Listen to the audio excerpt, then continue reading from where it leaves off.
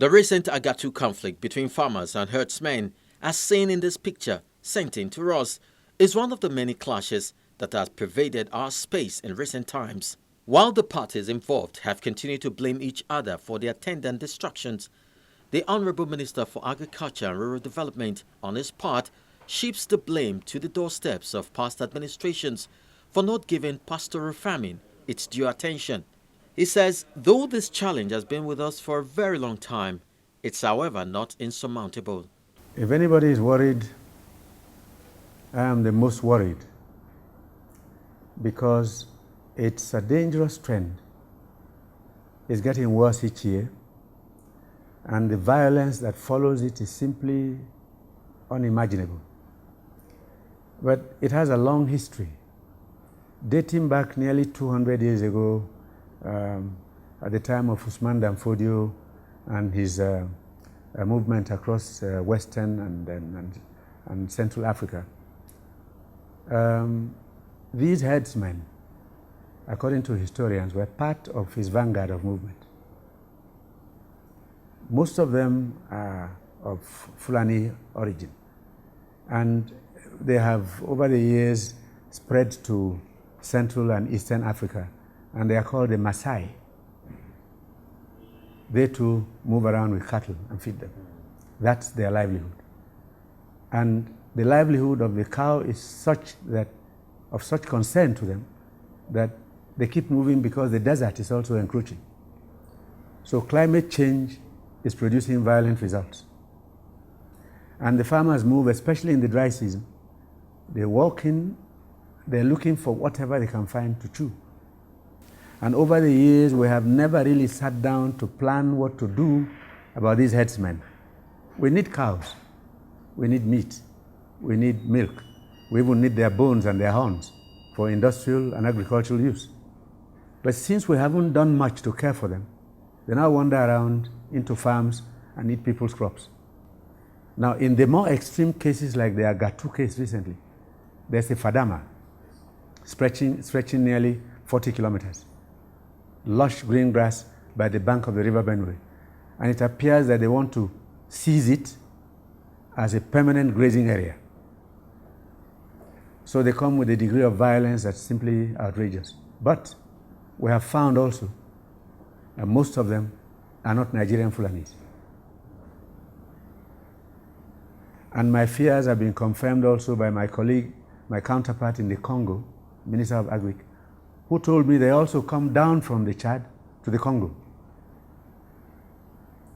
And to further confirm this, Katsina State and Zamfara have suffered as much in the hands of these herdsmen as Benue or Enugu or Ogun or Oyo. They come down with AK-47s, they come down with such ferocity that it's like, if you stand in our way, we'll kill you, we want to feed our cows, we don't care what you planted, and so on. Now that's the position. I have discussed the matter with Mr. President. He has instructed the military and the police to take action. The minister sees solution in proper grass cultivation, which may involve the importation of certain species. The long-term solution is in growing grass for cows. I've heard questions asked on the internet about why I spoke of importing grass. Well, I appreciate the fact that the degree of understanding of agriculture is not that deep among the younger generation. It is not there. It's a sector that doesn't attract them much. Grass isn't just grass.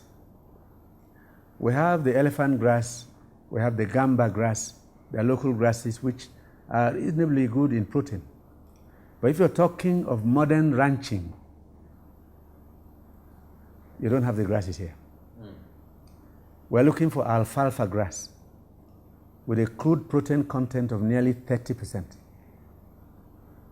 We're looking for the Kikuyu grass with a crude protein content of nearly 18%. We're looking for grasses from Brazil, some of which have 25% crude protein content. The higher the content of crude protein, the better for the cow, the better for the milk, the better for the nutritive value of both the meat and the milk. The other thing is, even if you want to use the local grass, where are the seeds? There are companies in Argentina, in Brazil, in New Zealand, whose business is growing improved grass seeds for cows. And we're talking of growing grass on 50,000 football fields spread across the northern belt, spreading also to the south. We believe young men in the south can actually grow grass for us to export, not only to northern Nigeria but beyond, and make money. That's the whole point in this whole grass program.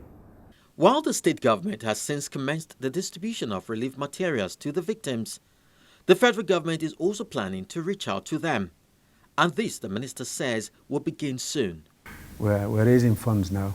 The ministry is trying to see what it can do to keep supporting people who are displaced. We're looking at the grain reserve to find food and send to them. We are aware that there's pressure. These people have no homes, no food, nowhere to sleep, so you can't keep them there permanently. As soon as the military clear these areas, we expect them to go back home. More people have continued to clamor for ranching as a permanent solution to some of these challenges. We must not continue to blame past administrations while lives and property go up in flames. There is work to be done, and now is the time to begin. Don't forget to always interact with our Eyewitness feature on the Channels TV app by simply downloading it on your Android, iOS, or Windows device. Swipe to reveal the Eyewitness menu, then carefully follow instructions to have your stories uploaded. Now let's quickly have a look at some of the photos you sent us.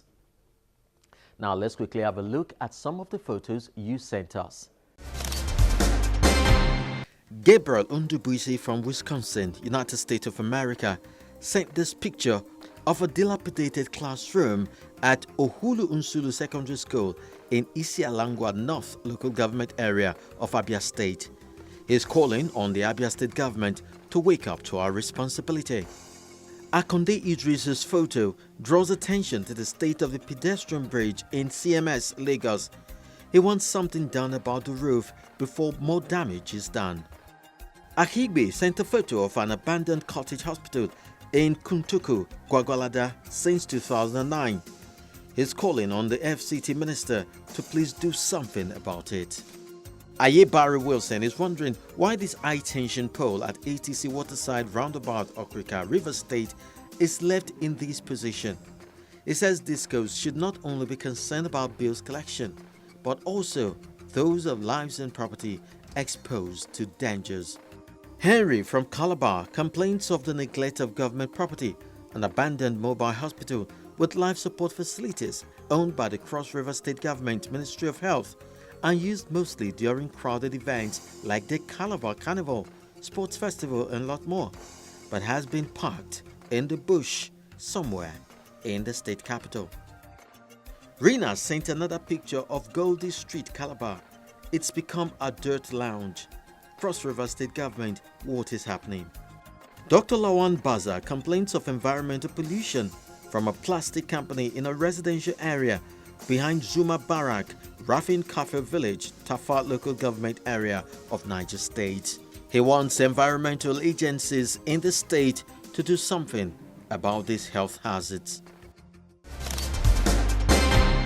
And that does it for us on the program today. We urge you to continue to send in those pictures and hopefully we'll follow up in order to tell the story. And one more thing, always endeavor you attach a form of contact should we need to reach out to you. Till next week, I'm Chris Elems. Bye-bye.